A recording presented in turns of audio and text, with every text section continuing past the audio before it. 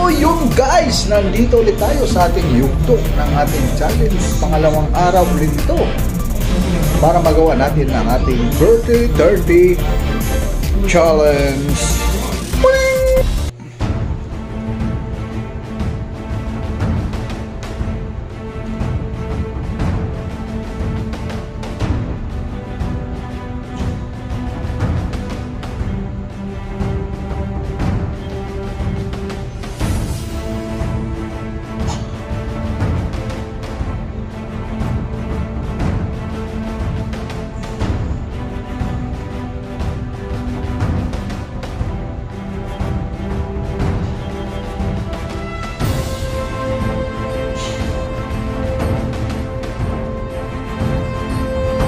Guys, natapos na natin yung pangalawang yugto ng ating push-ups. Bukas ulit.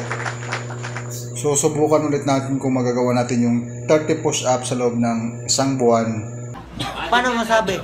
Gagawin natin daily. So, bukas ulit. Good night and sweet dreams.